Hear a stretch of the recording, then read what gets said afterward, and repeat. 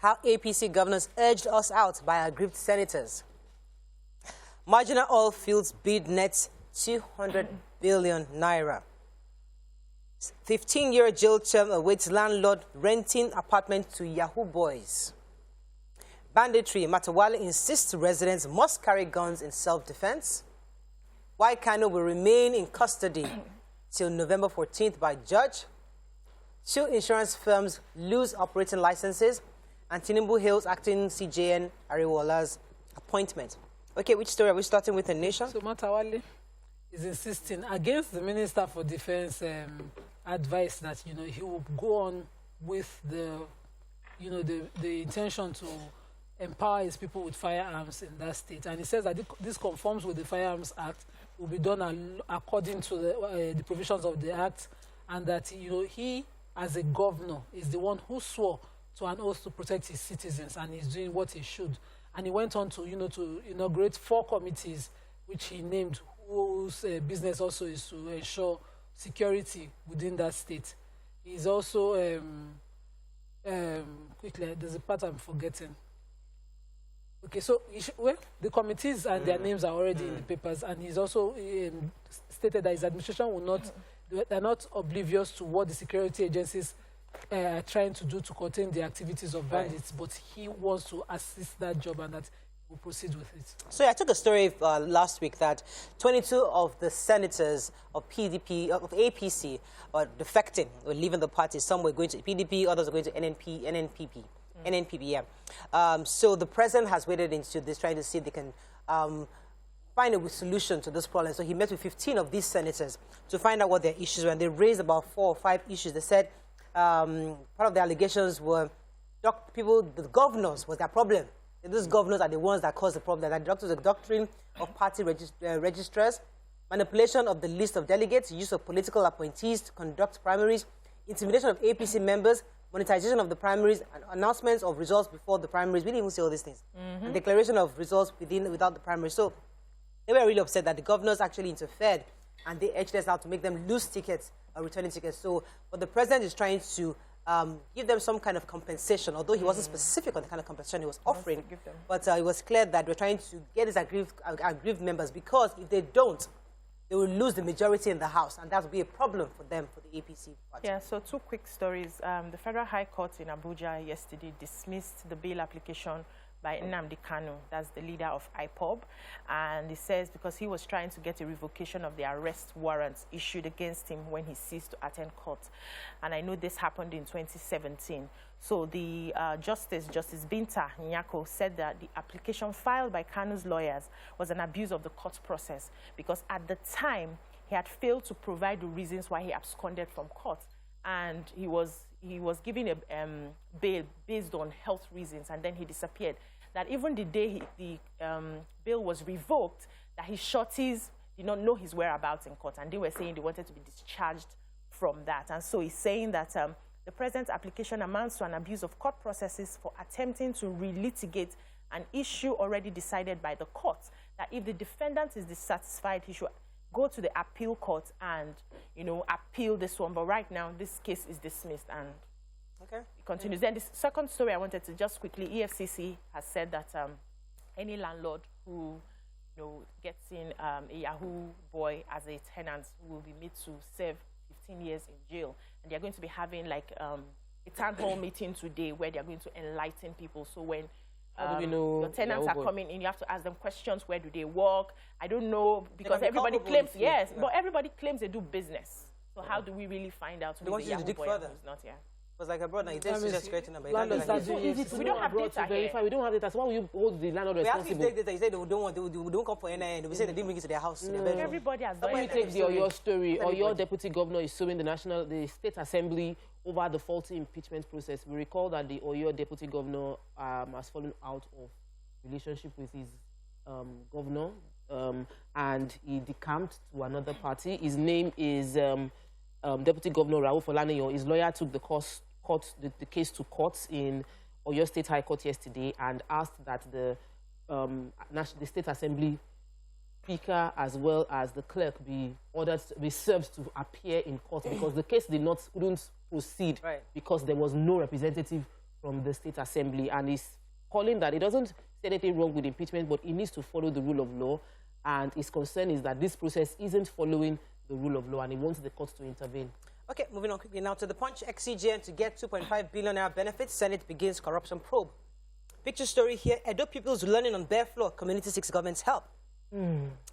Sexagenarian dies in friend steals ATM card, withdraws 700,000 naira.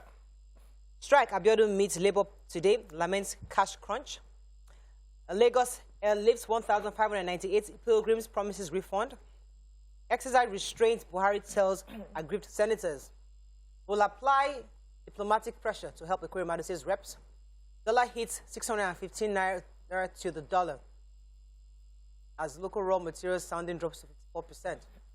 Aggrieved aspirants reject INEC's list, begin multiple court cases, and 13 marginal fields dormant. FG awards 557 to new investors. Let's start with the picture story.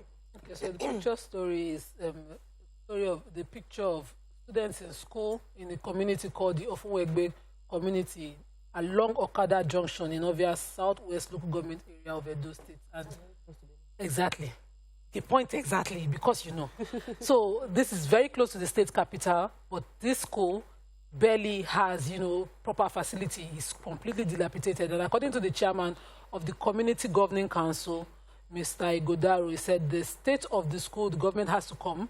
The school was not fenced. Hoodlums attacked the school. The roofs are falling. They have gone bad. There are no ceilings, no chairs. The children sit on the bare floor to learn. And the picture is in the Punch. Yeah.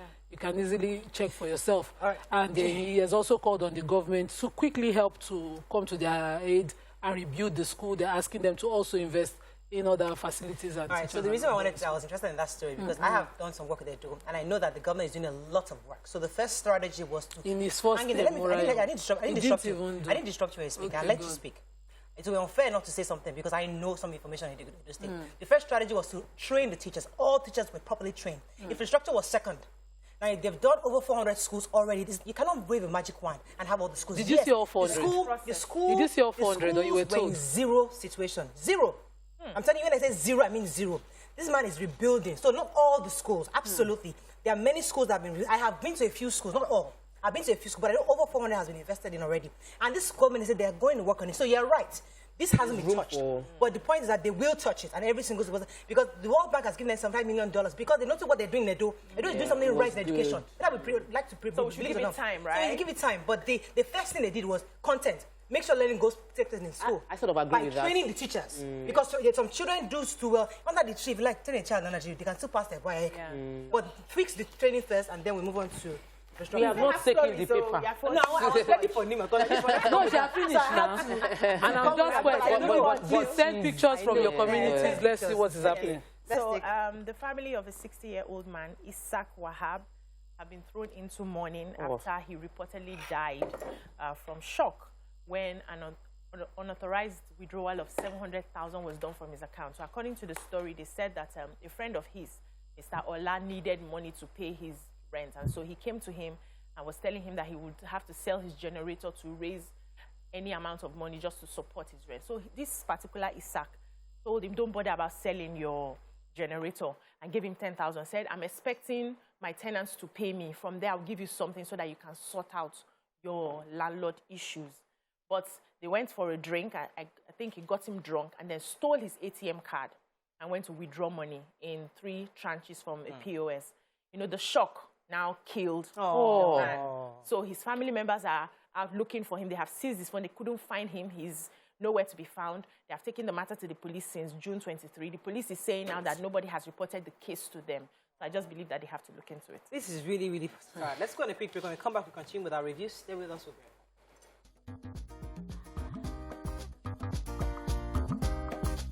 Stay tuned. Your View will be right back.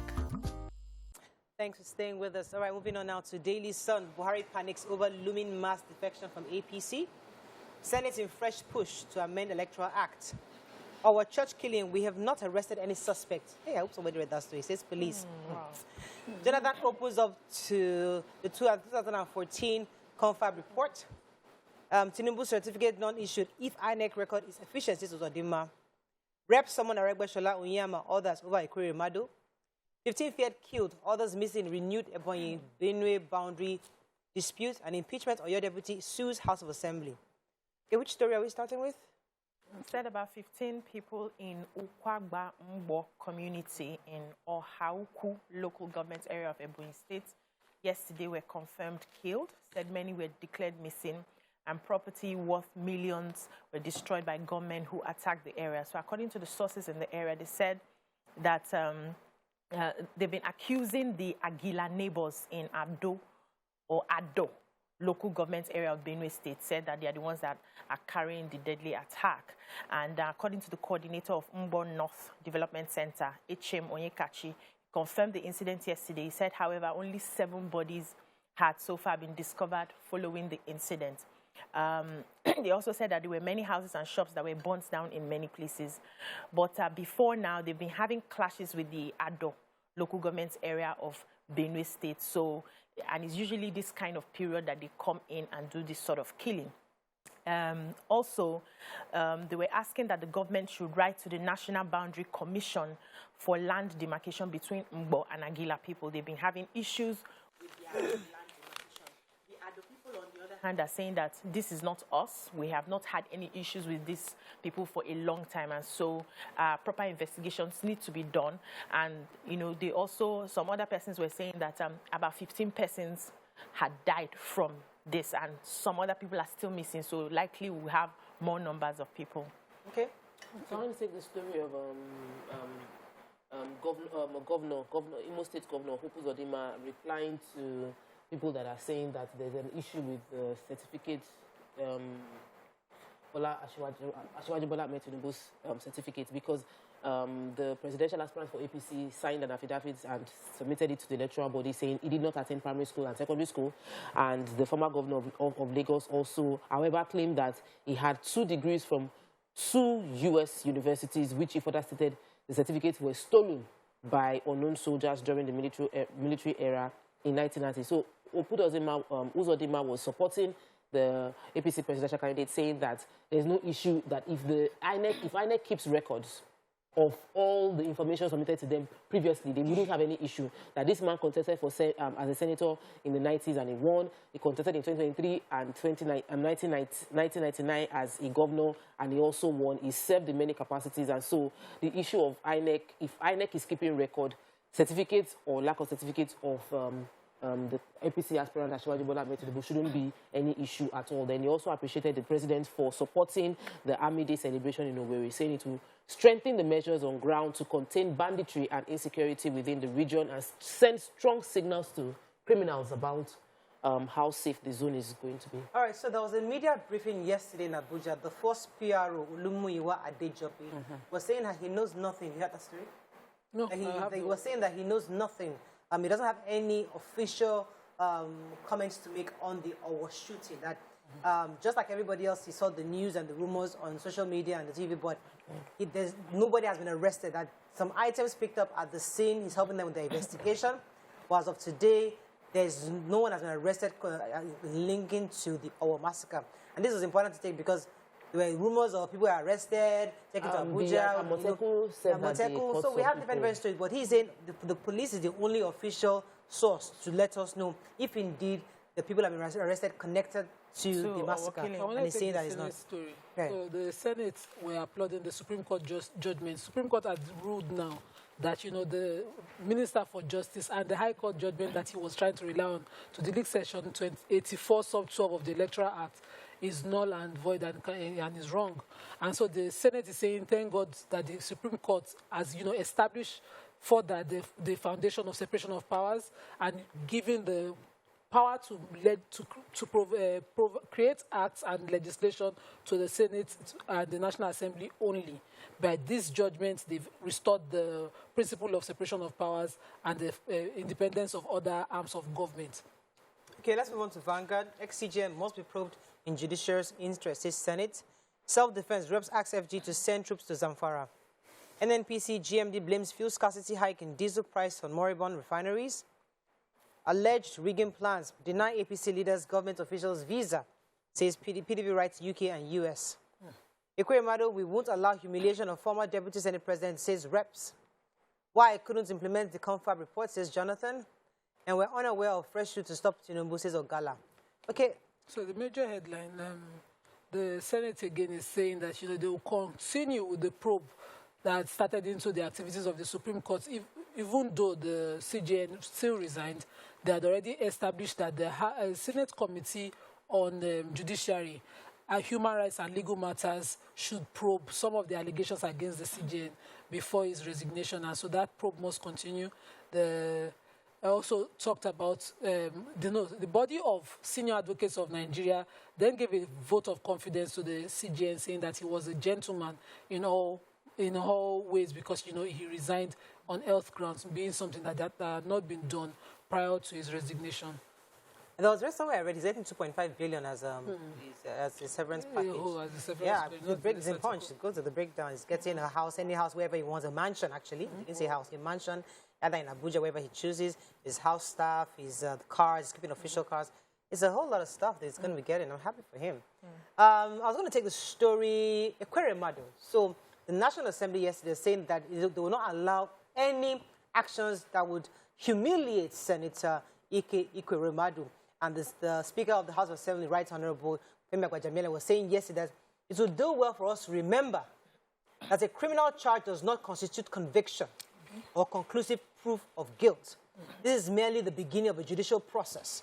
And then after a while, sufficient evidence will be gathered, and then we now know the situation of what really happened. So we shouldn't just assume that he's guilty. Let us let the Nigerian government to do everything they can to support him, especially in the UK. So the Minister of Health has been asked to help his daughter to ensure that she gets the right medical help while they're waiting a trial for July, I think July 9th or July 7th. And there's also directed the Nigerian embassy there to also support him with all the legal support he would need across. So, and they've also spoken to the UK government to ensure that there's free and fairness, to ensure that there are no hanky-panky being played in this. But we just hope that indeed he gets justice at the end of the day. A really sad story for business people because the NICOM, that's National Insurance Commission, has revoked the license of 2 big insurance companies.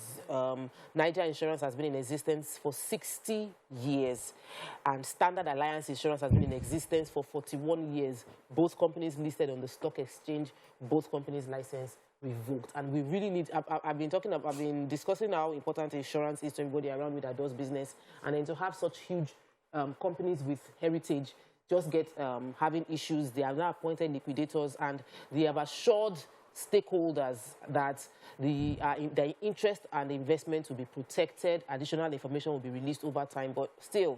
Scary. Yeah. Yeah, so this directive given by the Zamfara state government to citizens of the state to acquire arms to defend themselves against bandits has been generating a lot of reactions. So the House of Reps yesterday had to seek an urgent intervention with the federal government to urgently deploy youths and troops to quell the attacks in the states. They also mentioned that this has gone beyond local policing and local security. Right now, they need the federal government to come in heavily because these bandits impose levies on members of the community, and they also ask for ransom after they have kidnapped. So this is not just what the states will be handling. They need at the federal government level, something drastic needs to be done. But the governor of Imo State, Hope Uzodimma, is saying that he doesn't believe in his citizens taking up arms, that they know that they still have almost the same crisis like every other place, but the security in the state is doing as much as it can to secure the lives and properties of residents of Imo State. And he's saying that even the sit at home has not even been obeyed anymore. People are going about their normal businesses. Okay, our final paper, the Nigerian Tribune. Buhari moves to halt APC senators' defection. Why I didn't implement confab, we talked about that. Landlords giving out houses to Yahoo boys with 15 years, we mentioned that early. Again, court rejects Kanu's bill application. Supreme Court to probe Supreme Court's justice's allegation despite CGN's resignation. Let's find a story of not taking. Why Lalong as VP best for APCC Nigeria's unity. NICOM cancels registration of certificates of 2 insurance companies. Migrants are increasing around Nigeria's border, says ILO. Okay, so I took the story. There's a northern group advocating that Asiwaju Bola Ahmed Tinubu should pick a northern Christians. So they were suggesting, I'm not sure the name of the group, they're suggesting and canvassing for the Plateau State Governor and Chairman of the Nigerian Northern Governors Forum, Simon Lalong. According to them, he is a detribalized northerner who would fit appropriately because of the current tension of should Asiwaju pick a Muslim ticket or should he go for a Muslim-Christian ticket. So the conversation is ongoing and he's still consulting to pick whoever he's going to be running with. But this group is advocating that he should pick Lalong because he's detribalized and he's going to ensure religious sanctity across the country and ensure that there wouldn't be, that he'll be able to win elections with him. So really is the winning of elections. Yeah. It's about winning elections. Winning of elections. Who can pull the numbers? Who can pull the numbers? That's it. Okay, I think that's all we can take on Front Page Review. When we come back, bringing our guest for today, stay with us. We'll be right back.